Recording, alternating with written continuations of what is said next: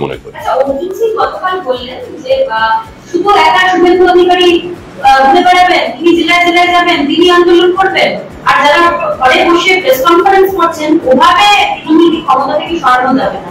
কি বলবেন এটা নিয়ে? কিচ্ছু বলবো না। না, এড়িয়ে যাওয়ার প্রশ্ন নেই। সমস্ত কথার প্রতিক্রিয়া দেওয়ার প্রয়োজন বলে আমি মনে করি না। আর সবাই কথার যে রাজনৈতিক গুরুত্ব আছে এটাও আমি মনে করি না।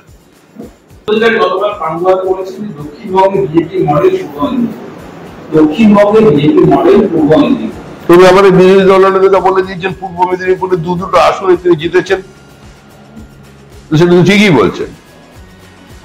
যে জেলায় দুটি লোকসভা আসনে জিতেছেন এবং যে নন্দীগ্রাম নিয়ে এত লোডশেডিং নন্দীগ্রাম বলা হতো, সেখানেও তিনি ৮,০০০ ভোটের লিড পেয়েছে পার্টি, স্বাভাবিকভাবে মডেল বলছেন।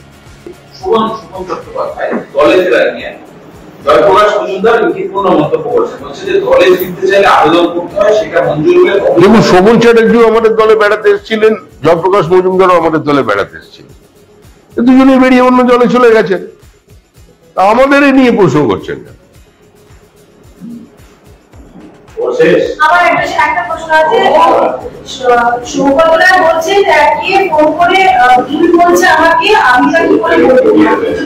সৌগত রায়কে নিয়ে এত মানুষ আর চিন্তিত নন। উনি 4 বারের জন্য জিতেছেন, উনি বিশ্রাম নিন, রাত্রে ফোন বন্ধ রাখুন, হ্যাঁ, ভালো করে খাওয়া দাওয়া করুন, বই পড়ুন, জিতে গেছেন তো, 4র্থবার জিতেছেন। প্রাজ্ঞ মানুষ, বয়স হয়েছে, কেন এই সমস্ত ফোন নিয়ে কথা, এত ফোন লোকের সঙ্গে কথা বলে? ফোন বন্ধ করে দেন, রাত্রি 8টার পর ফোনই ধরবেন। এই মদন মিত্রের প্রেম মানে কখন কখন কার সঙ্গে হচ্ছে আর কার সঙ্গে হচ্ছে না বোঝা যাচ্ছে না। কখনো ওনার বিরুদ্ধে বলেন, কখনো পক্ষে বলেন। এই কেন? লোকটা গান বাজনা নিয়ে ছিল, ভালো ছিল, এসবের মধ্যে কেন ঢুকছেন? দুজনকেই বলছি, দুজনেরই ভালো। উনি গান গান আর উনি ফোন বন্ধ করে বই পড়ুন। যে মানুষকে আর বলবেন না, মানুষ আপনাদের চেনে।